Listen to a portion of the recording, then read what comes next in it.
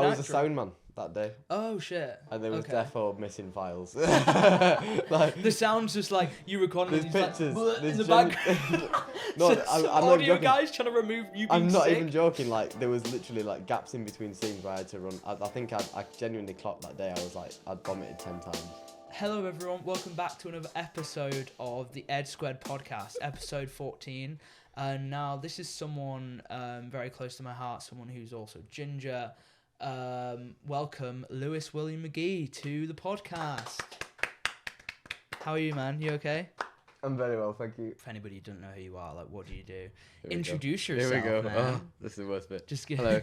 Just so people know what's going I'm gonna have to do the full name shebang. What middle name? This is like a slate. This is like an audition tape, man. It's like, yeah, literally. You can do it however you want. There's no pressure. So, oh my god, I fucking hate this. 1 second. This is it though. This is like what we talked about. This is what I mean. You're like, a person I hate who this. doesn't like talking I don't about like what they're doing this doing. stuff. Yeah. Yeah. It's like I'll sell the products and whatever. Like, You'll sell I'll like. talk about the job, but Yeah. I don't like me. You know what I mean? Do you want me to? I can introduce you.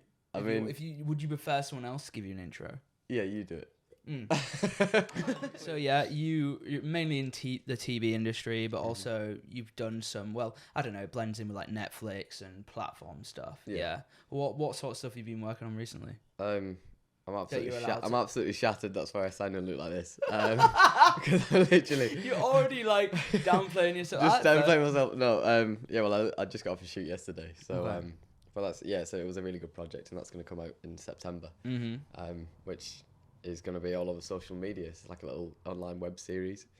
So yeah, people will be seeing that in September time, which is exciting and terrifying. But yeah, so that was this week, and that was the latest thing I've done. But yeah, just very tired. Very tired indeed. This is it. I had my brother on, and we can only record at night, really. Well, with how it was set up, and he was knackered. Like, I don't know. That's why you got a cup of tea though. I've got a cup of tea. I got a double shot of espresso right now. I've just drank so much tea this week. It's the only thing been getting me through, man. Like, early starts, late finishes, just tea. Yeah, but that's you whenever. Like, where if anybody doesn't know, we're roommates, and that's basically all the conversations we've had is whenever I bump into you in the kitchen, you're making a cup of tea. Yeah, 90% of the time I'm just making a cup of tea. Is that something consciously that's going to be my brand, or you genuinely just like tea? No, like, genuinely. Like the other day, we had like an early start to go to set, and I was like, oh my god. Yeah. And I sort of just, I'm going to be brutally honest, I woke up late. Okay. So I was in a bit of a rush. And then, yeah, I'd not had a cup of tea. And I was so aggy. Like, I was so aggy. Like, I don't get it though, because it doesn't have caffeine in it. Like, if you're used to drinking coffee, well, sure. But people, like, there's a genuine debate of, like, how much caffeine's in it. And people say there's more in tea than there is coffee. Could we Google that? Can we pull that up? Statistics Which, check? what has more caffeine in? I would just guess coffee now. Well, this is the thing. And I think, I'm dad mode. He's got the glasses out. Yeah. Like for like, a cup of coffee has around double the amount of caffeine compared to black tea. Oh, now, do you drink black? Is that an American term? Do you drink black tea? No, I always have milk in it. Milk. Okay. Yeah. So you're even drinking less than half. Okay. Fair enough. Like, I went through a phase recently, and I was sort of like black coffee in the morning for like metabolism and running and stuff. That died really quickly because it's like, I don't mind it, but the taste. Just tea. I just had to go back to my tea, you know. I got into the only reason I started drinking tea. I hated the taste at first. I was doing 12-hour shifts, live studio logging. So I was in the studio having to write down word for word live what these presenters were saying on this TV show. It was fucking weird, man. Yeah. It was good. It it's getting me towards where I want to get in my career. But Christ, I get why so many people drink coffee now. Yeah. I don't know. When I was younger, it is a proper pick me up though. Like, yeah. Like every now and then, like if I am properly like in the dumps and I need that sort of spike, I'll just have to have a coffee. Do you think it's more like the warmth though as well? Like something about a warm drink that's comforting to people? I think so, yeah. I think like I always say it's like a really English thing. Do you know what I mean? I think it's so cold over here 90% of the time. Yeah. Like, having something hot is always sort of like homely and nice. And I think especially like when like you're on location or set and stuff. Yeah. And you're in the middle of nowhere. And then someone offers me like a brew, I'm just like, yes. Yeah, get me through it. Get me there. Do you know what I mean?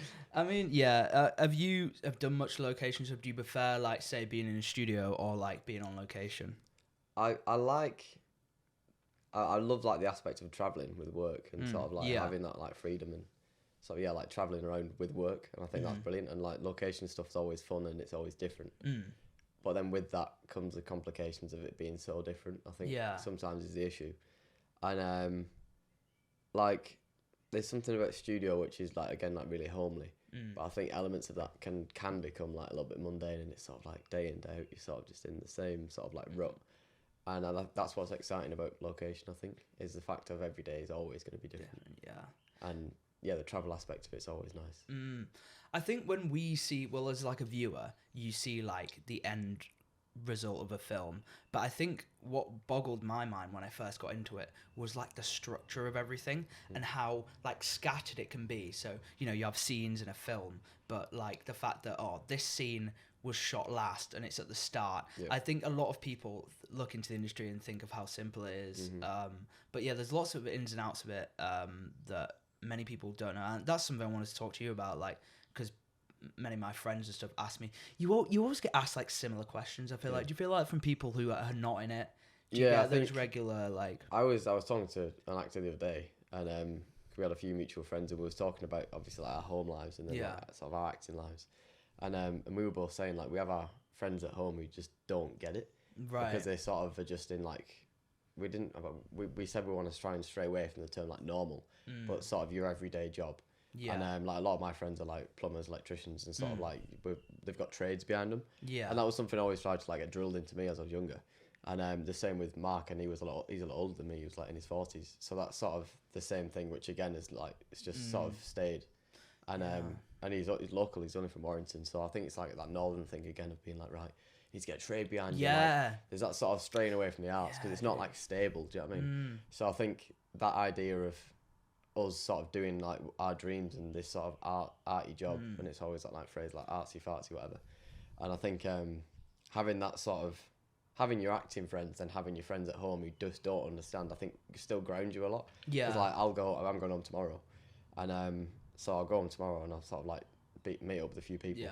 And it's just so strange just talking to them because then they just like don't get it. And it's like, oh, I had a really tough week last week. I had to do this and this, and then they've been doing 12-hour shifts, like plumbing stuff, and it's just like it's different worlds. So there's like elements of obviously their lives that I don't understand because I've never like sort of seen or been in that, and there's elements of my life which again they sort of struggle to comprehend. So.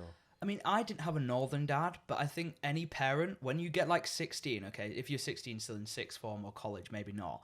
But my dad, the first day my sister dropped out of sixth form, he was like knocking on a door at 9 a.m. Get a job.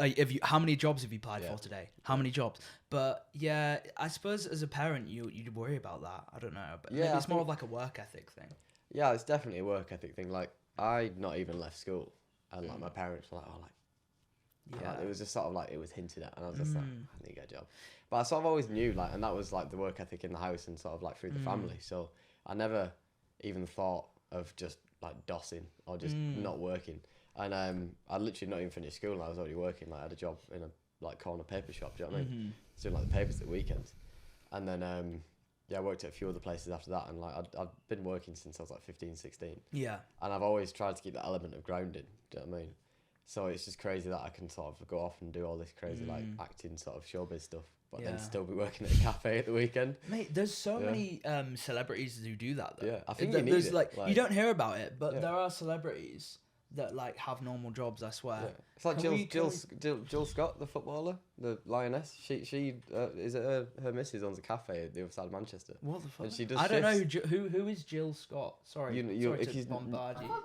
Yeah, you'll see a picture. Jill Scott. The Geordie, you recognise her. Wait, is she in England? Lioness. Yeah. Okay. Yeah, she's just retired now. She's playing tomorrow at the at Soccer Aid. Did she win the Euros? Is she she's in the winning team? team. Oh, Yeah, sick. yeah. That's so cool. We watched her. Yeah. No, there you cool. go. Box to box coffee.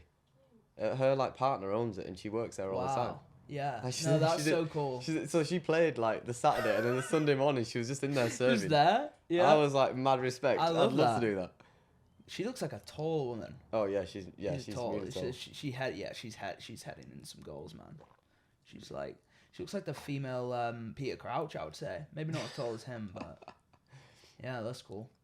Yeah, but I totally respect that. Like that's the sort of like grounding you need, I think. Do you know what I mean? Yeah, 100%. You definitely can't be talking to. You've got to talk to regular people. Oh, yeah. Because that's a bad way of phrasing it. And But that's what I mean. but Like, say if you you're don't know like how a to celebrity, yeah. just surrounded by people who are in the media and things like that, that must like 24/7. Because you live in your own little bubble, and you sort of lose touch of what reality is. Like once in a while, you need to walk past someone in the street, and they need to like make you feel. That sounds fucked, but like you need to witness just regular life. Yeah, yeah. That's how people go insane. I think, like all the time, like I'm a proper people watcher. Like I'll just sit in cafes and just like study like what people are doing. And yes, I do. I'll do that and just sort of like watch. And so I always try and like figure out. I was like intrigued. Like if someone was sat at a table, like a couple, I wonder what their home life's like. It's really weird, like, and it's probably like super weird saying it like out loud. But I think there's that element of like, I wonder like what their life's like, and I wonder what they do, and like you sort of build characters in your head, and I think that helps with when scripts come in, and you sort of like have to like build characters around stuff. Like people watching. I'm sorry, I just got an email. Oh, sorry, that was me. That was me. Yeah. One of us. Your Uber receipt. Is that what it is? Thanks for spending £17.67. What did you order this morning? Oh, he's been I did all. I'm gonna be honest. 11 a.m. I craved KFC, and I ordered KFC this morning. I heard the Uberman come. And always on a secret when I'm not here. Unbelievable. Sorry, that's my Uber receipt. City are winning. Oh, City winning as well. Scored. Classic. I mean, you could kind of predict that. I mean, yeah. Well, it's got to Pens if one. One of the projects I think was like, well, I'm sure you'll agree, but we're talking about hometown and stuff. You're from Bolton, right? Yeah. Was Red Rose. Yeah. That must have been so unique, because what are the chances that like quite a big project, it's now on Netflix, if we could pull it up, Red Rose. You moved to Manchester, and then you ended up doing like such a big project in your hometown. Yeah, it's sort of nice that stuff like that gets acknowledged, and I think when Michael and Paul, the writers, they were really like pressing for this idea of exams are up. Oh, there we go. There we are. There it is. Yeah, we'll watch a little bit. Yeah. I just got the trailer. Yeah, that's sick. Going back on. Yeah, what were you saying? Yeah, so they were like really adamant about sort of pushing this thing, because you sort of see like all these Netflix dramas. And it's like what England it should be, and sort of this like picturesque. Like, look. Could at you give a sex brief ed. description of like what it's like, just like a synopsis of it? Like, Yeah. So it follows Red Rose, which is this app, and it's Yeah. sort of like mysterious, so that downloads onto people's phones. Yeah. And it's sort of. I've not spoke about this in a while, so it's gonna have to take a minute. But it's sort of, I don't know. It's like it plays with you and sort of toys with you like mentally. Right. And it's sort of like it's like a viral app that sort of goes around and just starts causing havoc, really. Yeah. And it's a group of friends, and they sort of take it upon themselves to figure out why this thing's going around, because something happens to them early on in the series. Yeah. So they sort of go on this like mission to crack on and it felt get very down. Black Mirror when I watched it. Yeah. But that's why it was so like, it reminded me like the first season of Black Mirror, because it was in a British scene, but once again one of those things where it can also be sold to like an American audience, would you say? Definitely. I think that it's toying with this like horror like concept, and I know they said they took like inspiration from The Ring. Do you know, you've seen The Ring, like where the stuff comes out the screen and stuff. And there's like a really similar scene where I think Rochelle is in a church, and there's a scene where she's like watching it on a phone, and her like mum, who's passed away, sort of is like in the back of the thing, and it's really haunting. It's like it's an awful scene to watch, but like it's stuff like that, and it's sort of this idea of like, especially now with AI, and stuff like that, it's sort of toying with the idea of like how if one of these things, if someone wrote a similar code to this, and there has been really similar things in real life, like what are the sort of impacts on society? And I think that's like teenagers. Yeah, I mean that's mainly who it affects, right? Yeah, like, it's a proper like anything with this hardcore little character study of what sort of the impact on society and sort of friendship and stuff. I mean, there's an AI story I actually want to talk about a bit later as well. It seems like a really big thing right now. Well, they're talking about there's ways of even kids. You know, they're saying, teachers can detect when you've used the chatbot to like write an essay or something. There's another website which you can put it through, which somehow decodes Scrambles that. it again. Like, I don't know what's going on right now. How do schools even know if a kid's wrote anything? Like, I don't know. I genuinely have never used any of that stuff. Yeah. And I just find it weird that all of a sudden like everything's sort of AI done. Like we were talking about it the other day on set, and we were saying like they've started to sort of like use AI for storyboards and stuff. Yeah. So that's one person out of a job straight away. Storyboard artist gone. then it's like, oh well, sort of. Then you could place a camera anywhere, sort of in like a virtual space, and then you've lost your cameraman, and it's sort of like creatively, like everyone's just getting replaced by this sort of intelligence. It's like we're all going to be out of jobs soon, and it's a bit lot weird. of the clips you see on TikTok now, you know, the subtitling and the cutting. That's what I mean. AI. That's an editor's job gone straight away. Yeah, like it just literally throws it through the system, and it's just crazy. Yeah. Should we give this Red Rose? Is there any particular bit that which you'd like to watch, or that's a cool like bit of it? I mean, I'm sure a lot of you guys would have seen it. How well? What's the feedback from this? Like, what came of it? Like, what did people think of the show? It was a bit weird, to be fair, because it sort of came out in August last year. Yeah. And that was on BBC Three, so it got dropped straight onto iPlayer, and it was sort of like a bit of a slow take up. I think when stuff gets put on iPlayer, it just sort of sits there for a while. Nobody really knows about it, and then when it went on Netflix, it just sort of was like wow, and it just sort of blew up. But there's some stuff in the trailer which is from episode 1, and it's like the opening sequence, which is like a party on a hill. Oh yeah. And that was just like that one. There you go. It's that one, yeah. Exams are over. Then we'll be in college. Greetings all. Where were we? It's not you there. Celebrating, I believe.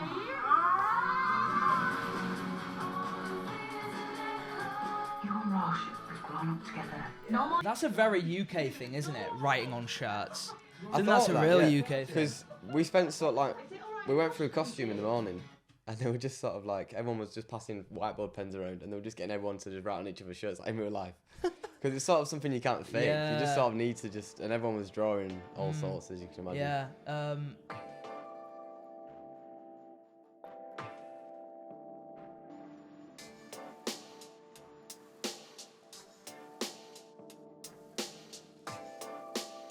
Yeah, so how was that going back to film that?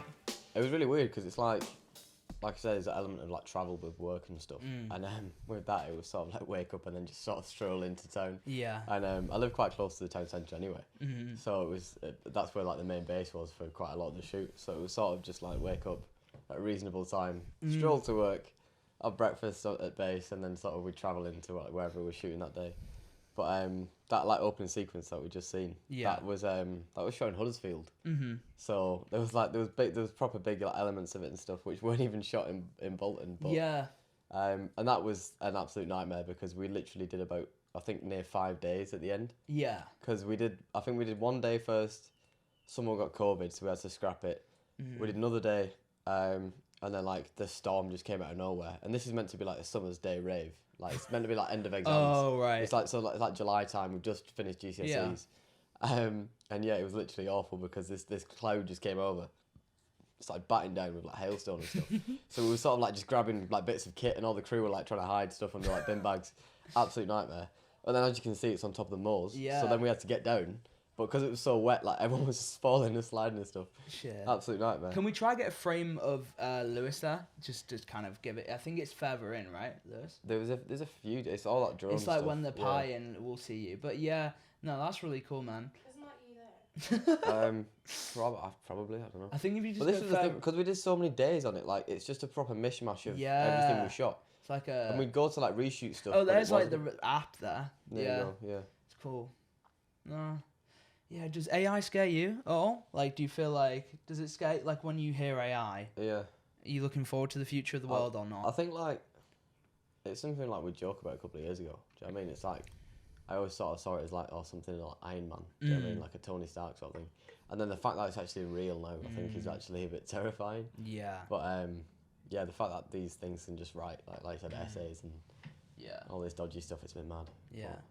But, I don't know. But would you say, in terms of that role, would you say, because it wasn't like a big role compared to other stuff you've done, what would you say is like one of the hardest roles that has pushed you, like, you've gone like, fuck, is there any ones that you've... I genuinely think like the job this week, because it's like I said to you earlier, like, I can't name it, but my character, it was a character called Ryan, and he's like, he's a stalker, but I'm going to try and justify him not being a stalker now. But so he's a stalker, but like he's so innocent in what he's doing. Right. He doesn't see it like that. Okay. And I think like he misunderstands like himself, and I don't think he doesn't get like society and socializing relationships and stuff. Okay. So to play like a character like that, and especially like like you said, shooting out in chronological order, like we'd shoot all of sort of like the weird stuff first on like on the first day of shooting, and then we'd sort of like work backwards. So we'd do all the crazy stuff, and then we'd sort of pull it back and like descale it, and then he'd sort of just be like this bumbly like lad who's just sort of getting through life and sort of trying his best to be flirty and stuff. So to do that was just proper mishmashy. But and then it's like you just had to like lose where you are in the story and whatever. But yeah, it's just, and it's hard to shoot stuff like that, because especially like on the first day when you just meet everyone, because everyone thinks you're a nutcase. Yeah. So like you purposely try to then be like super nice to everyone After the shoot, yeah. Well, yeah. So like during the shoot, you're sort of like, oh, like, hi guys, yeah, like, I'm a really nice person in real life, and then you sort of the camera comes on, you have to just be a bit of a. But that's when they mostly see you, probably, is you on screen, and that's probably what most people. Yeah. Because I don't know. Like the stuff, there was basically like my character gives this monologue, and I'm sort of like sat on the end of this bed. Yeah. And it was all like silhouetted, and then there was a certain specific line which I like turn around in, and my sort of the silhouette just sort of disappears, and it, like the delivery of this line, and like they were all like, that's fucking weird, like they genuinely said that's like it's unnerving. Like, so do you like watching stuff like that back? Can you watch much of your stuff back? I haven't seen anything. Okay. And I've always. But sort like, of of your projects, do you watch it back? Like, how easy is it for you to? Like, I'm not one of these like snobs who's like, I don't watch stuff. Like, I like to watch stuff to learn. Yeah. And I'm like really self-critical of stuff. But I don't like willingly just be like, oh yeah, I'm just gonna watch that thing that I was in because I thought I was really good in that. Oh yeah. Do you know what I mean? It's like I watch it so I can sort of analyze what I do. Okay. And then learn from that. I don't like watching myself. It's usually like when other people, or like I like watching really old videos of myself. Yeah. Because it's funny. Yeah. I don't feel like I'm probably watch more of my shit stuff back than my good shit. I feel like if there is any good shit. Now you can be online, you can work from home. Yeah, it's must have saved people a lot of money in that way. It's like a hit and miss thing, especially when it comes to like the tape side of stuff. Because like I say, like financially, like there's gain there because you're not traveling as much. But then at the same time, like you doing a tape with no direction is you giving them a sort of version of what you think's right, or like your take on something. But then if you were in a room, like if you're in a room and they sort of say like, oh well, can you try it like this, and then we really like that, but can you try it like this? Yeah, they've sort of asked you to do more. Yeah. Where when you're sending a tape and you're sort of giving them one version, they're seeing that one version. If they don't like it, they're gonna turn it off. There's less loss because you haven't put as much effort in, right? Well, I wouldn't say like there's a difference in effort. It's more so the fact of the sort of like chance, and not chance, but like the experience and sort of take that you can give. Like if you're in a room, like there's like a completely different energy. Do you know what I mean? Like if you go into, it's like just going. It's like basically just a job interview every time. Do you know what I mean? That's what it is. Every time you go in and sort of you like want to give it you give it your best. And you're like, right, okay, here we go. And but when you're doing a tape and you sort of like you've been working all day, you come on, you're like, oh, I've got to do that thing, and it's like, and then you're like, and you do it, and it's just completely different. Yeah, I mean, it's a very weird job interview because if we were comparing it to like a regular job interview, it is based on, it's not based on your skills, it's based, well, your acting skills, but in regards of, it's 90% of what you look like is what I can grasp. Yeah, well, I had the conversation the other day about this job, and it was like, so why did I get the gig then? Yeah. Because it came out of nowhere, really. And they said we needed, this was the thing that really made me giggle, we needed someone that didn't look like a stalker. So well, at least that's a compliment, right? Yeah, but it was like we needed someone that looked sweet and innocent to start off with, but could still be like really weird. They were just lying to you, bro. You actually do, but they just didn't want to tell you that to their face. Well, but that, again, like back to that character that I said, it was like it starts off and he's all really like sweet and humble and like sort of like cute and giggly and stuff. But then he doesn't read social cues at all. Yeah. So when he starts being weird, he thinks he's being romantic. So if I'd have looked like a really creepy guy to start off with, she'd never have spoken to me in the bar. Okay. None of them things would have happened. But I think it was the innocence and sort of just being like, when I've not got this, I've got a bit of like baby face. Yeah. Like sort of that element of like, it's just a normal like everyday bloke, like sweet little guy, and then he just does all this mad stuff, and it's just like, how the hell did we get to this? Fuck, man. You know what I mean? Yeah. So we saw that on Emmerdale. would you say like was there anything you've learned? So obviously you've learned things, but like key things you've learned since you were back then. I mean, that's Coronation Street. That picture there where that guy's throttling you. Yeah. There we go. I mean, we got the scene there as well. You got fucking yeeted by this guy. Can we just say this scene? Here it is. I don't know, we're joking. Look at that. Check that. Very quick. Here you go. Alright, put it back. 30 quid is yours. You cheeky. Put it back or I'll call the police. Man, we'll leg it. You'll spend the day filling out forms. Time's money, you know. So, 40 quid. Oh, you just said 30. Go on, then.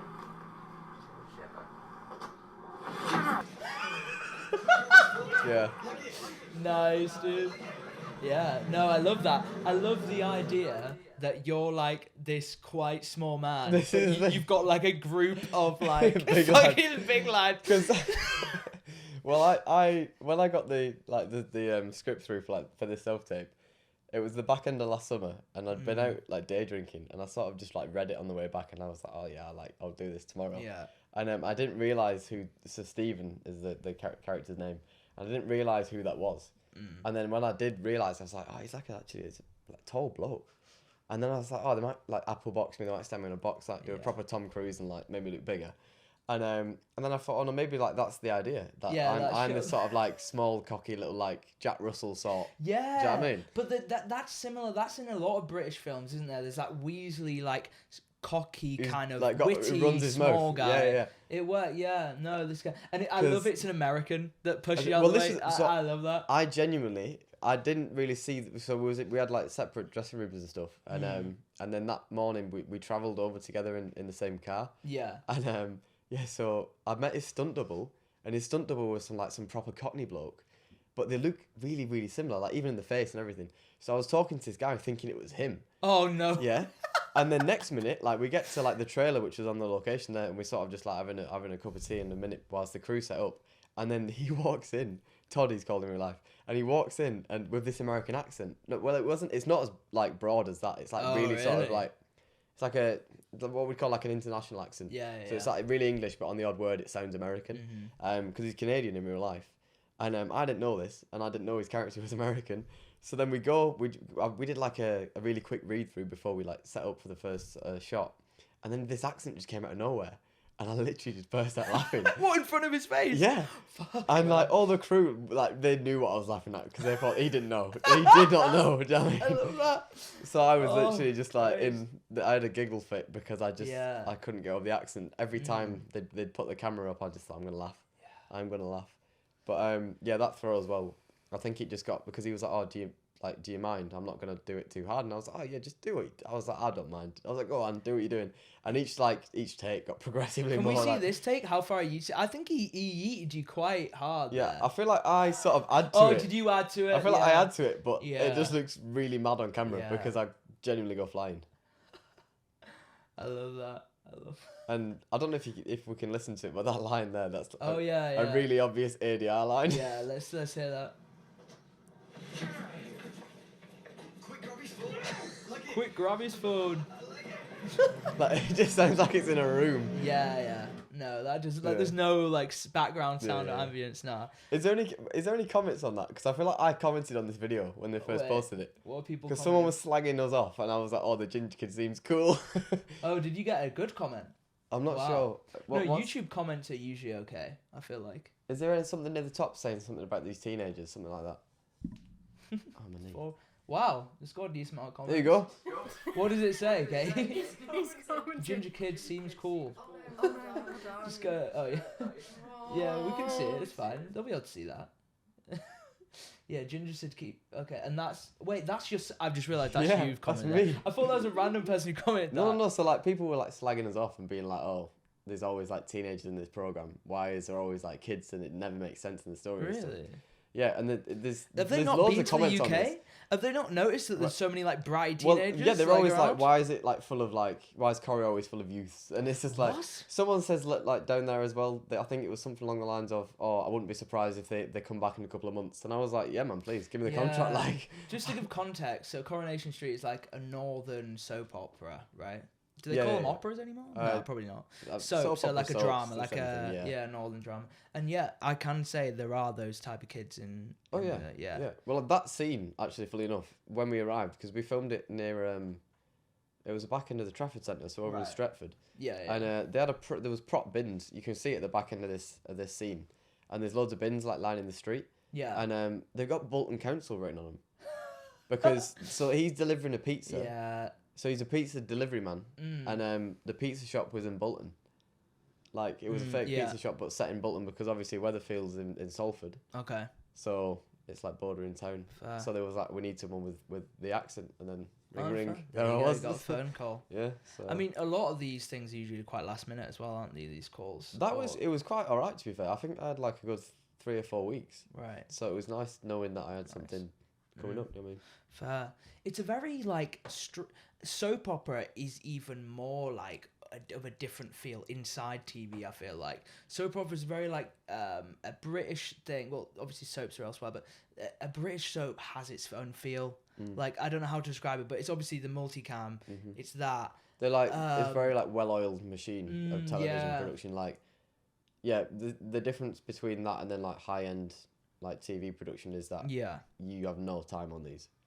Like you literally whittle through stuff so quickly. Like you get no rehearsal at all. It's sort of like you're lucky if you get like 1 or 2 read-throughs of the scene, and then they just start throwing cameras in your face. Like we was on location there, so it was quite nice that we had the setup time in between to sort of run stuff. Okay. But when you're in studio, like the cameras are ready and round to go, so you sort of go in, do your stuff, go home. Whereas like on a high-end job, it's so bizarre because you just sort of like you go in, you wait around for 5 hours, and then you go and do a 30-second scene and you go home, and it's like. It's a lot of waiting around. Yeah. Does that like make you? Are you ever in your head a lot then? Because like surely I'm assuming in a green room it's a lot of time to yourself. How is that like? It's like swings and roundabouts really. It's hard because if you've got like big sort of energetic scenes and you've just been sat around for 4 hours. Yeah. You sort of then have to like conjure it up. But then it's the same with anything. It's like if you've got like a really big dramatic scene and you've just been having a laugh with your mate, you need to like bring it back down. So it's sort of just finding those like energy levels, and I think that's the one thing I've learned like over the past couple of years is like trying to sort of find that balance. And I think once you can gauge that, you become really good at your job, because then you can sort of just come from resting or like sitting in your trailer or whatever to then be like, right, bang, I'm in it. I see people do that and I'm like, bro, you must be, how do you do that? Psychopath vibes. Yeah, that's the thing though. Crazy. It's like, so it's like you can just be sort of chilling and then they call you in and you have to do like some mad crazy scene. Yeah. And then you have a tea break and then you're going in to do a really like completely opposite thing. Is there a role that you said you're probably still glad you did it, but that drove you the most insane, that like was the most mentally like, oh, I've not been like this before? Is there anything that like would you say actually like changed you as a person, or was like, do you get what I'm trying to ask? Yeah. I'm trying to think like, because I really always liked like what I do. Do you know what I mean? I've never done anything I've disliked. Trying to think. If anything, like genuinely, again, I know I keep referring to it and we can't talk about it, but the one this week was like the most. This one, mentally like. You'll have to come back on when it's up. When it's out, well, yeah. Well, it's going to be all over TikTok for God's sake. I do. So, oh, Matt, I love it's that. It's literally dropping on TikTok. And I'm genuinely, I'm not on TikTok, so I'm terrified. So you need to fill us in about comments and stuff. What was the Emmerdale scene like? How was that compared to that? Oh, that was so weird. Like I was a nervous wreck, man.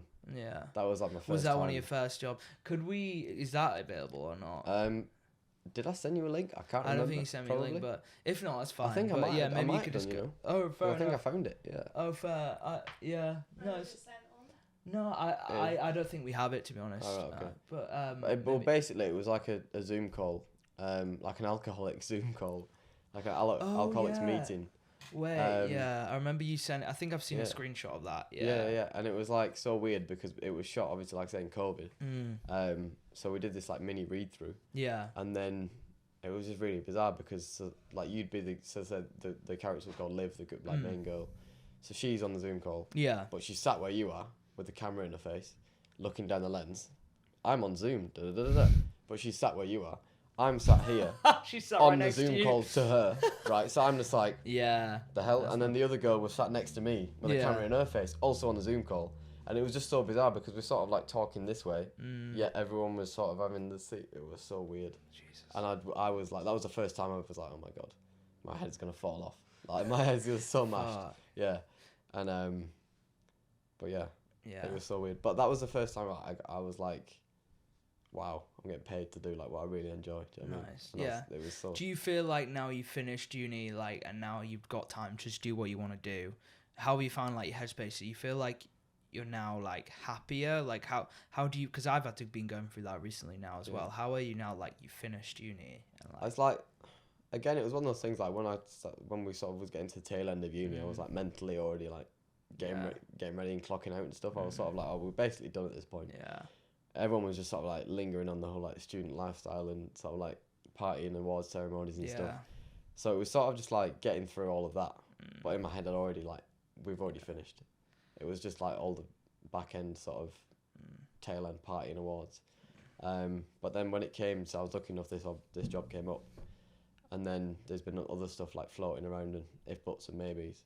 And it's just nice to sort of like leave uni then straight away walk into something. It's nice, like it's a mental sort of like cushion. I don't think a lot of people can say that because I feel like a lot of people when they finish uni they go home, get themselves grounded, and then try to do that. I think it's very good. Like I've been quite fortunate in that as well. It's nice knowing that like you straight away walked into what you want to do, and it is rare. So like for us to be managing to do it, I'm like buzzing. I mean, we talk about partying and stuff. It's quite like a shocking story. I was walking to work yesterday. And I was walking there, and obviously a guy had a big night out, or something was up with him. And he was walking, and then he ends up like stumbling over, and he hit his head on the floor. I was like, "Oh, is this guy like? Is he all right? I don't know." Well, so then I go up to him. I put him in. I have to put this guy. He's having ends up having like a spasm. Like he starts like having a fit. Seizure. So he's down having a fit. So then like I have to put him in the recovery position. While he's doing that, it's quite hard. Another guy comes up. This was yesterday, man. Jesus. And then we call the ambulance, and like, it was just a really weird feeling because I was on my way to work, like stressing about, I've got to do this. I have to do this edit for this editor. I've got to set this thing up, and it made me think like, you can get caught up in your own shit. This guy could have died, man. Yeah. But eventually, enough people came around. The ambulance was there, and I could go. But like, if I was the only one there and an ambulance didn't come quick enough, like, no, bro, like, it's mad thinking about it. Like, but I don't know. It's different because I would look at it slightly differently if he was epileptic and he was just having a seizure, or if he just had a really good night out. But that was crazy. Like, I just had to get it off my chest. It was like, what the hell? I feel like a lot of stuff is going on in the world right now, which is crazy. But that's the thing. I feel like if you get wrapped up in your own head, like you sort of lose sight of like how big everything is. So I mean, if you just think like, I'm really busy because I've got to do this and I'm doing this and I'm doing that, you sort of like lose again, like that thing of like staying grounded and like losing touch. Like, you literally lose touch of like what's going on in the world. Do you know what I mean? So at uni, what was like your best memory from uni, or like a cool story? Like when you're older, if you have a child or your grandchild, go, Lewis Magee, what did you do at university? What was your good time? Tell us a story. I'm definitely gonna get myself cancelled with this. So I'm trying to think of I can cut it. This ain't live. I genuinely don't know, you know. Like, I think this year's been like the best in terms of like being absolutely like on the piss. Yeah, you've done it like the opposite way around. I genuinely have. First year uni, so get down. Focused, yeah. Third year, you're a pisshead, you know. Like I was like, I've steadily more just been like an absolute nutcase, and but that's the thing. I feel like I properly put the grafting in really, really early. So I've been able to sort of like loosen up. Oh, fair. Instead of sort of tighten up. Yeah. Do you know what I mean? So I've enjoyed it more because I've sort of I didn't already do the work, but I was at a level where I was like, right, I'm really, really comfortable with this. Yeah. If this is the level I'm at, then things can only sort of get better. Do you know what I mean? So that was the way that I sort of looked at it, and then this year's just been, I think, because this was the only sort of year we've had which is COVID-free properly. Yeah, but like from last September, year, part of it was still. Yeah, exactly. So this was the one where I was like, this is the last one. Let's like properly use it, and Yeah, I mean, you saw me that morning, but when it was Liam and Kieran's birthday, do you remember? Oh, when you came back in. I came back in at like literally about 6:30, and so they shoved me in an Uber, and like I got it took about 20 minutes putting the key in the door. Came in and like fell asleep on the couch for like 15, 20 minutes, and then I was meant to be like on set at 8 o'clock. Yeah, and I was still pissed. What happened? I was probably still pissed. So I'd got upstairs, and then like I'd fallen asleep on my bed.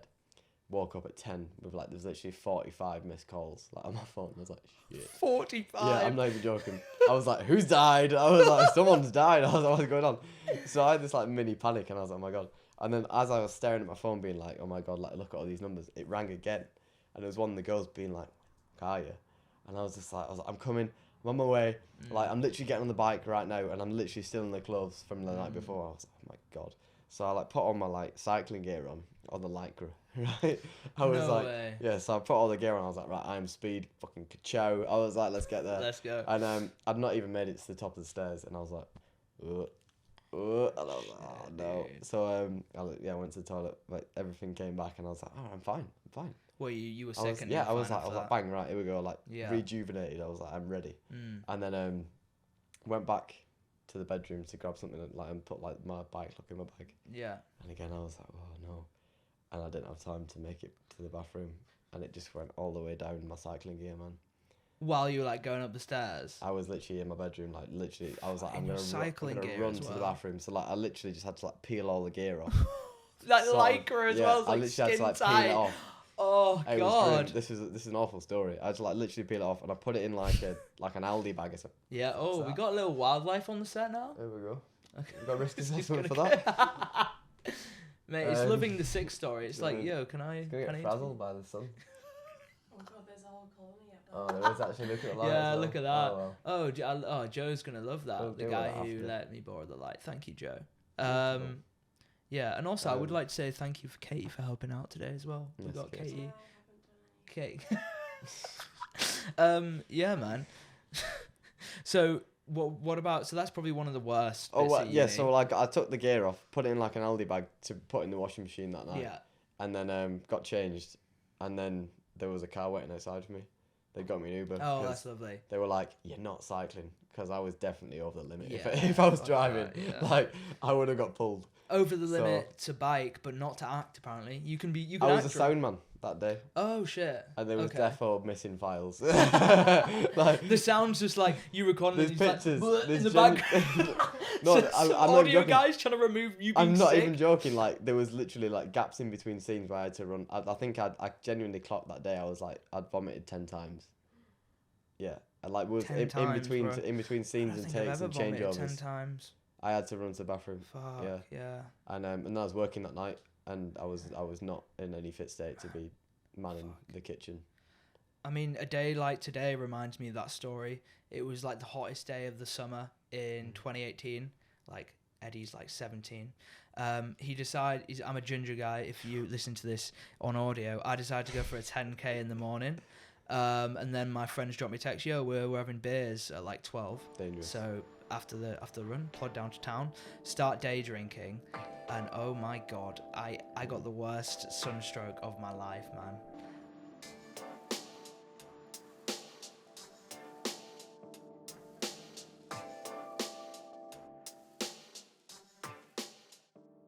So yeah, is there any like kind of stories you have from like set or like studio that you think would be cool to talk about? This was it about this time last year. I think it was probably about this time last year. We were filming in Manchester. Were we? Yeah, we were. We were filming in like some school somewhere in Manchester, and we just arrived, and I knew because I was doing some extra work at the time, and I didn't know what it was actually for, but I just sort of got told that I had to like go and do this job. So I was like, all right, what fares? Whatever pays the bills at that point. Okay. It was really quiet acting wise. So I went to go and do this job, and it was the Full Monty for Disney because What's that? Sorry, I don't know what that is. Full so Monty. it's based in Sheffield about male strippers. Like you'll Okay. definitely know, like you would have seen this. It's So it's about a town in England with loads of strippers. yeah, so it's like set in the 90s. I think it came out in like 97 or something like that. Oh, okay. But this series is set like however many years it's been. I think 25 years later. So obviously all these lads are a bit older. Yeah. And we were shooting these sequences in the school, and it's like I think it's that one of the daughters of the main characters at this school. That's why there's like scenes set there and stuff. And there's a lady called Leslie Sharp. She's in that picture there, the blonde lady. Yeah. And she's like a really famous English actress, and it's someone that I've quite admired for a long time. And in this, they got me in this scene. I'm sort of like walking. She's the head teacher of this school, and she's walking down this like sort of corridor, and they just got me to like sort of brush past to sort of like to make it look busy. And then she came over to me. And she was like, let me just pull your shirt out. And I was like, what? So she like starts like pulling my shirt out and stuff, and I was like, what? I was like, Leslie Sharp's just touched me. I was Well, like, you thought it was the start of like a new Philip Schofield story? Or no, like... whoa. That's not gonna. But like more. Oh, thanks. So I was just a bit like, what is going on? And then she like went over to the director and she said, I'm going to stop him in the corridor. And I was like, what? And she was like, oh, just like come towards me, like because she's this head teacher, this like commanding like lady. Okay. And they had this like really cool dolly shot of just like she was like stomping down the corridor on these high heels. So one of those like classic sort of like film montage things. And so they got all of that, and then they like brought like I think it was on an easy rig or like a shoulder rig or something, and and she's sort of like stomping towards us, and I'm sort of like walking up the corridor, and then she just shouted like shirt at me or something like for me to sort my uniform out, or like uniform like a head teacher would, like probably just commanding like bullshit, and so I was just like buzzing, and then like I was like, oh, she's like just sort of wiggled me into this. I was like, but I didn't even know I didn't even know I was going to do this job to start with. So I was sort of like just a normal like busybody, and then all of a sudden I was like in the middle of this scene. I was just like, this is class. So we'll see if it's in. I mean, it comes out next weekend, so we'll see. But yeah. See if you've and we had like we had a good chinwag as well. It was quite nice. She's really insightful lady. She's like really like intellectually like articulate. So it was nice to sort of talk to someone like that. And then from what she did and asked that director, you got a bigger role in that film. Yeah. So I literally would have just been like, you know what it's like. She picked you out of the bunch and went, I want to. I think it was because I might have been being really, really weird. Like I was hyperventilating in the corner because she was stood there. Yeah, would I recognize this lady? Would I? Did you? There's a series she did with Saran Jones, and it's called Scott and Bailey on ITV. You would have definitely seen this as a kid. It was like the ITV Sunday drama. Okay, and is she the woman on the left? On the left, yeah. Oh yeah, I recognise her. And she's been in Doctor Who as well, and that was the thing that really got me. I was just like, oh my god. Yeah, she's definitely a lady you would. Well, if you're at school, you wouldn't want to like disobey her for sure. She's Look got at her eyes, man. Really, that was the thing. Yeah. But that was the thing. So yeah, she's got these really like mad commanding eyes. But again, it's like I said earlier, like when you're acting in these sort of like scenes and you're trying to get into the moment, you look even more terrifying because you're just sort of like in this. In this trance, and that was the thing. So I kept glancing over to sort of see what she was doing, and she was doing what I do, which is just like stare at the floor and look really depressed. So she was sort of like in this sort of like she was there, and I was just like in her feelings, mad respect because it's just what you have to do. But yeah, she was nice. Fuck, dude. I'm trying to think of anybody else that I've I remember you talking about she's from Harry Potter. She's a posh lady. Helena Bonham Carter. Helena Bonham. I remember you talking about her. You met her on set one time. That was so mad. Yeah. So, ITVX drama, which dropped early this year, which is called Nolly. Okay. Written by Russell T Davies. Yeah. And again, this was like the extra period I was doing last year, and I was just like, it's set in like the 70s, 80s, I think, and so I'm just like in this hotel, just sort of like getting about in this hotel. Just like work there, like with keys and stuff, pushing some luggage about, and it was this big like penultimate scene at the end of like it's only a 3-part series, so it was like the end of episode 2, and she sort of confronts her boss because the story is that she's this big soap star in this series called Crossroads. She's like the main sort of draw. Everybody watches it for her. She's this big sort of like star, and then they sack her, and it's just like, how can you sack me from like my program? So wait, they sack her in real life or they sack her in the film? No, like so in the actual like show in the show Crossroads, like she went into work one day, went to have a meeting with like the big like boss, and he was just like, you're gone, and that's what the series is based on. Like she went from being like the pinnacle of like English television to then just being like unemployed, right? But because she'd been on the show so long, nobody else would take her. Like she had to like go. She had to go back and do theatre. Can we Google this? Sorry. Can we Google what was it called? Nolly. Nolly, yeah. Nolly. because I think a lot of people would recognize who this lady is. I'm just really In a bad ginger with wig. celebrities sometimes. Yeah. Nolly, that's an interesting name for a series. I think her actual name in real life was Noelle, but her nickname was Nolly, Oh shit! and that's where it came Oh, from. let's see that. Oh, she's Ginger, bro. Ginger, yeah. Yeah. Yeah. So you were on set with her. Yeah. The first picture on that top left, that's filmed in Bolton.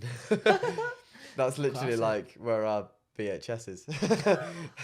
I love the fact of such a posh like English person being in Bolton. But yeah, exactly. Fuck, man. Ewan McGregor was filming there last week. Like they're filming some Yeah. Paramount Plus series. No, I've been for shoots. So there, crazy. like, That's literally, you've been there. That's the Crescent. Do you know Yeah, what? yeah, I've been there. You recognise it? Yeah, man. Yeah. And Crazy. what was it like with her? What was it like? It was just so fascinating. Like it was. Again, like I'm always wary of meeting people because you think like, oh, I hope they're nice, and I hope they're not like this sort of like star in the stars or whatever. And it was her, and then the man that was playing like her boss, sort of like the villain of the piece, but he wasn't. A bloke called Con O'Neill, and you recognise him, Happy Valley, and it was just like they'd come in and they'd like start blocking the scene through, and it was just so crazy because it was literally like a theatre piece. It was like 10 minutes of it was just 10 minutes of this dialogue, just like basically just two-hand scene, and they just like we are just sat across from each other having like a coffee in this hotel, and it's just like bang bang bang of this like really witty dialogue, and having that conversation of like, why did you sack me, this is the reason, da, da, da, da. And it literally was 10-minute long takes, and just watching that was like, wow. Was it the equivalent of like a young chess player watching a grandmaster do their work? Was it? It was just like so like. Was there things you picked up on and like? Yeah, it was insightful like, to see it. Yeah, it was just like, right, so this is so mental that I'm watching this. It was literally like seeing a really expensive piece of theatre. Yeah. Live. Because first off, the script's by Russell T Davies, which is like one of the best screenwriters we've got at the minute anyway. Con was just absolutely brilliant, and then Helena was just she was just obviously like always amazing. So these three elements, Sirius Black, like, she's man. So then three elements sort of like combining, and me just being stood there like with my jaw on the floor, and it was like the best afternoon of my life. Wow. And I literally went home from work that day being like, wow, that was brilliant. Do you know what I mean? And then when it aired, and I watched it, it was so weird seeing it actually like on screen, because I was like, I've seen this from every other angle. Is she as like she is on screen? Like, how would you compare to how she is like on screen? She'd like keep herself to herself, and she sort of would like bob outside. She was like what I expected. She was quite normal, to be fair. Like she'd bob outside for a fag break. Yeah. Like she'd run to the toilet, she'd have a cup of tea or whatever, have a banana, and they'd like rehearse it and they'd reset up at the shot, and it's just like I didn't know what to expect. It was one of those. It was like, is she gonna come in and be like clicky fingers sort of classic? You know what it's like. Yeah, I've met people. And like that was the thing where I was like, I really hope she's not like that, and I expected that. I can't lie. I thought, because she's gonna be one of these. Yeah, it's this very weird thing. Like, we get so many off an accent. You presume so much. I feel like. Oh yeah. Well, if you hear her like natural voice, it's really similar to like you said the Sirius Black stuff. She's really like RP, and I think with that, if you hear that in a room, you automatically like it's just it's a subconscious thing. It's like, oh, they're really important. Yeah. Or they're better than me. Yeah. Because it's like they're this well spoken sort of carrying themselves and stuff. I know people who have changed their accent once they've moved down south because of their north. I know people who moved to London and they actually get respect. They've found out they've been given more respect the more like neutral and more southern their accent is. Yeah, it's mad. Like that's the one thing is when I first started this like whole acting shebang, that was the thing that I was really self-conscious of was my voice, and I was just like, because there's a lot of northern actors especially like they tend to neutralize it or like really dumb it down, and it's not, it doesn't sound like that in real life. Like if you bumped into them in a pub or a cafe, they don't sound like that. Do you know what I mean? Like you've got that TV voice, and then you've got them, and I was always adamant about like I'm not changing it.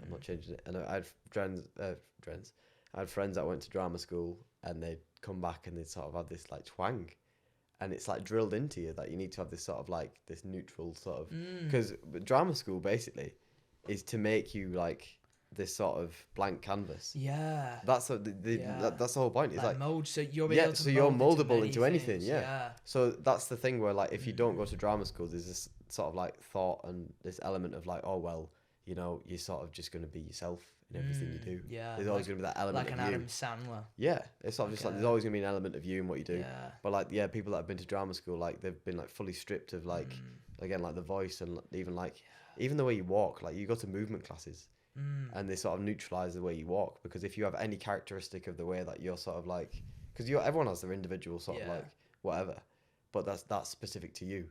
It's not specific to the character. Do you know what I mean? It's so bizarre. That is bizarre. And yeah. Have you ever heard of something called the Adam Sandler effect? Actually, no, I just mentioned him there. No. Could we search Adam Sandler effect? So he was an actor, which like he started off in a lot of comedy roles, but then he has recently and over the last 10 years gone into more like serious roles. And it's that whole thing of someone who's been branded as like comedy. Yeah. People having that perception, and this weird thing of everyone's like, oh, could he act? Properly. The Adam Sandler effect, there's some very good data behind those very bad movies. Yeah, so using contextual data. Yeah, what are they saying it is, Katie? Do you know, what is it saying there? The caveat. I think it was basically saying, yeah, about that being perceived as one thing. Yeah. And people having that image of you and then trying to change it. I've always said, and a lot of people agree, is that like you'd find that like comedians and comedic actors are always the best actors in general, because to get to that element of being funny, you need to understand that you need to understand comedy itself. And if you actually break it down and look into the theory, the reason stuff's funny is actually most of the time it's actually a tragedy. It's like if you look at funny characters, why are they funny? It's because they're like the stupidest person in the room. Yeah. So if you understand, especially in England, if you understand the sociology behind that and like the actual like internal mechanics, then you would naturally be a really good dramatic actor because you understand how that works. Yeah. So that's always been the thing. It's like comedians and like comedic actors are always really, really good in like dramatic roles. But again, you get pigeonholed as like being, oh, you're just a funny guy. Yeah. Like Matthew McConaughey talks a lot about his like early career, and if you watch like all of his early films, he sort of just plays like the sort of southern sort of like hotshot guy, and he like always gets the girl in all these rom-coms, and he was like, I can do so much more than this. Like I know I'm really, really good at what I do, but every job that I'm getting and every like script that's coming in is for the same thing. And he was just like, fuck this. Yeah. Was he the guy who like lost a shit ton of weight for one role? I'm trying. What was the actor's name again? Jonah Hill. Jonah Hill. Yeah, I know. Yeah, about him. from Wolf of Wall Street. Yeah, no, he's for sure. He had a lot of people like making sly fat jokes, like even when he's been. But again, like he was the guy like in Hollywood where you just ring him if you wanted like a chubby guy. Yeah. It was sort of like, we need a chubby funny guy, so I would just ring Jonah. Yeah, for sure. And that's the thing. Like it's like it's good. It's good because you're working, but then you got to get to a point where like, creatively you're brain dead because you're doing the same thing. And again, back to like the whole Matthew McConaughey thing, like he speaks all the time in interviews about it. Yeah. And he says like he got to a point where he was sick of playing those like rom-com hotshot roles, and like they were offering him like 15 mil a film. Yeah. And he was like, no, I'm not doing it. And he was turning that sort of money down because he was like, I'm not going to do it. I believe that people have that much money to turn that much money down. Well, yeah, it's like if you think about all the films that he'd done up until that point, like, and he was getting known for being this sort of like, and if bums are going on seats in cinemas, your name's attached to the project, your like value is going to go up. Yeah. As an actor, that's the way it works. And so it was just like mad. But then he'd talk about it and he'd turn all these roles down. And he said there was a like good couple of years where he just didn't work, and he thought, I've burnt the bridges, it's over. And then that's when he started to get these serious roles, and it was like Interstellar, like there's a film he did called Dallas Buyers Club, which he won an Oscar for. That's how he won his Oscar. And it's like that was he started to get all these serious roles, and people were like, Dallas Buyers Club. People were like, oh my god, this guy can really, really act. And then he started to get this instant respect, but it's like he knew in himself that whole time that he was capable of doing it, but he got pigeonholed because he was like, there you go. I think that's what we do as humans though. We see someone is good at one thing and we go, that person must just be only good at that one thing. There's a scene in that film, and I can't even see him. I can't. Is that him there? Exactly, but that's what I mean. He like fully transformed. Like he lost so much weight. Oh, okay, yeah. There you go. God. There's nothing to it. Yeah. He No. properly went for it. Like, but there's a scene, and he's sat in a car, and it's a long take, and he gets in the car, and he sort of is just like looking past the lens, like out the window, and he just starts crying. Is it that he's literally scroll up a bit, Kate? That one there. Can't really see. Keep scrolling a little bit more. That one there, your mouse is on. Yeah. That. Honestly, so he gets There in the you car, go. and honestly, he just starts crying, and he like fully breaks down. It is like the best thing I've ever seen in my life. God. And it just comes. It just Looks like he's just got a call that his wife's pregnant or something. That's. I Like can't remember how it stems, but like Yeah, literally, something's he gets in the definitely- car. It's like a long take, and he goes from sort of getting really really normal, and then just breaks down. And it's like, if he'd not have turned those roles down originally, he wouldn't have been doing this stuff, and he won an Oscar for that. Yeah. That was the film he got his Oscar for, and it's just No, like I rate mad. that.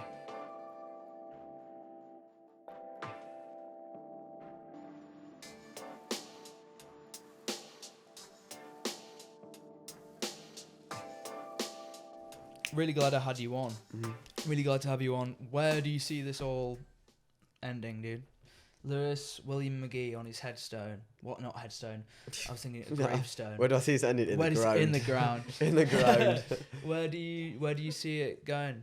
Do you think you'd do acting for the rest of your life? Yeah, like I think I've invested too much time and effort and sort of thought to throw it all away. Like it was always something I wanted to do. This is what someone actually asked this the other day, and I was like, "Oh, like if you weren't an actor, what would you be doing?"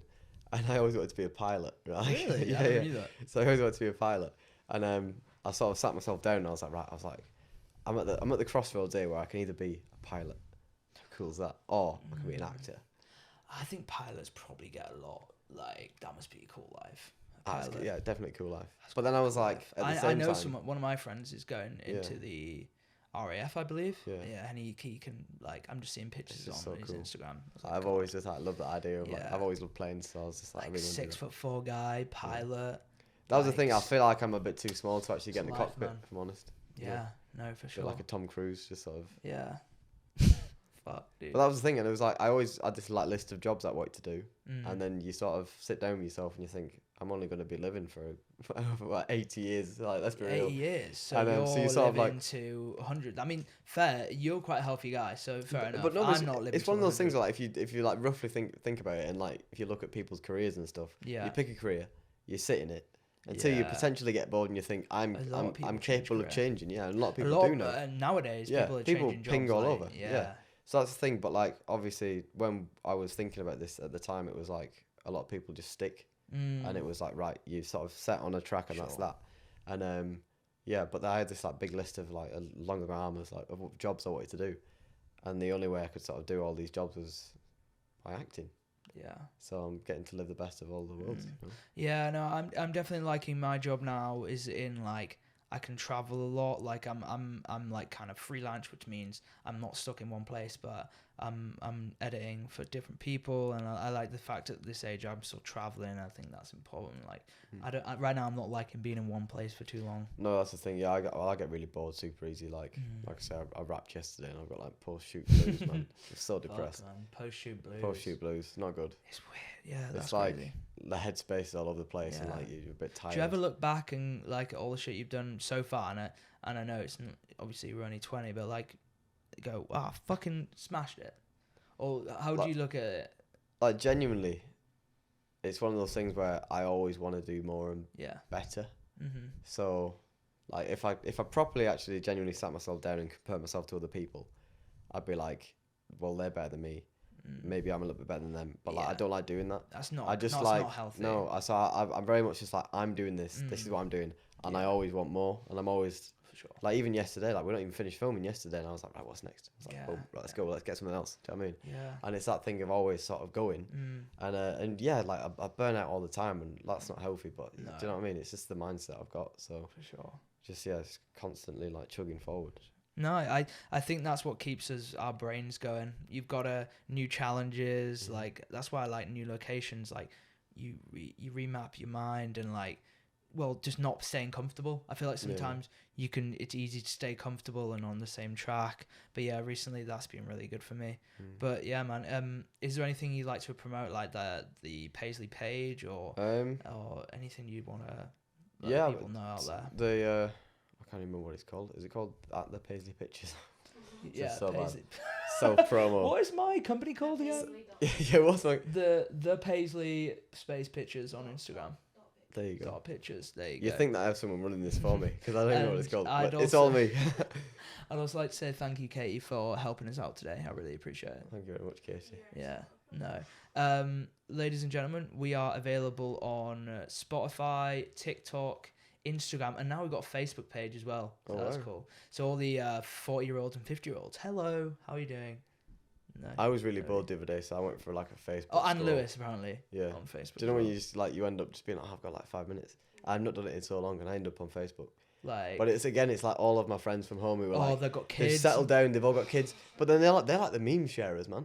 Because I'm like, you're just a single mum, so you've got nothing better to do than share memes. Like they're just looking after their kid. Yeah. It's like not really looking after the kid then, are they really? It's so bad. No, man. We got everything going. I'm gonna try and be more consistent with this stuff now. And let me guys know who you want on next, maybe any guest recommendations or anything like that. But thank you guys for listening. Check out Lewis and all his stuff. And see you guys next time. Bye. Ta-ra.